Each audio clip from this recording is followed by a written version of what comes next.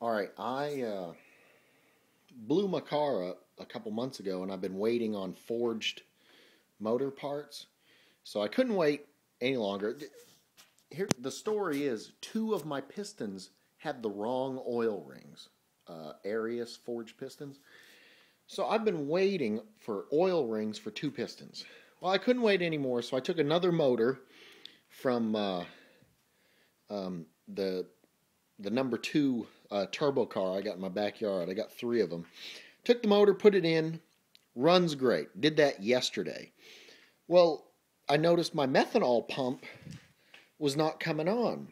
I have a little primer button inside, which is a good idea because a lot of times when you hit a certain boost, I have a Haltech that tells the pump to come on. Well, if you haven't driven the car for a while, I have a check valve.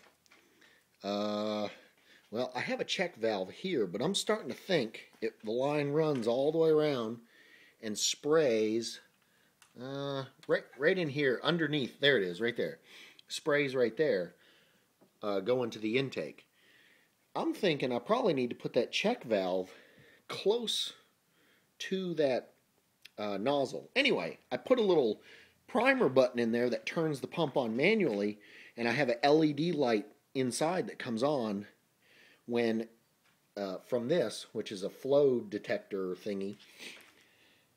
Well, anyway, I think I found out what blew my motor up. It saw 35 pounds of boost because I had a line come off my external wastegate, but I don't think that did it.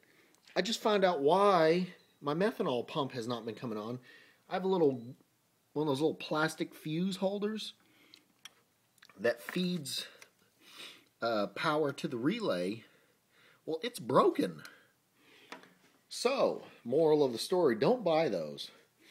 Because I guess the vibration broke the plastic housing that the glass fuse was in. So anyway, I got one of these that I am putting in line. Another fuse holder with a good 30 amp in there.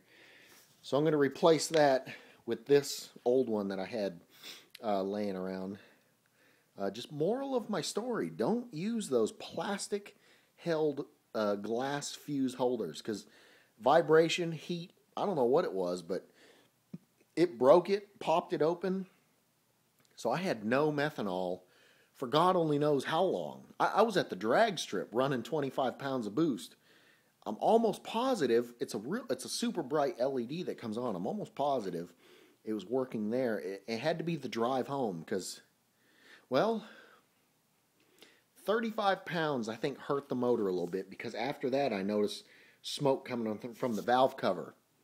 That's what it was. When I made the video of me driving the car blown up, well, somebody had a light, wanted to play a little bit, so I just first gear, just a quick whoosh. I was just going to, give them a little, 25-pound boost, boom, little show. And it got about halfway into boost. It just went and blew it up. I bet I had no frickin' methanol because that frickin' fuse broke. You live and you learn. So I'm going to change that, put my hood back on. I drove it around.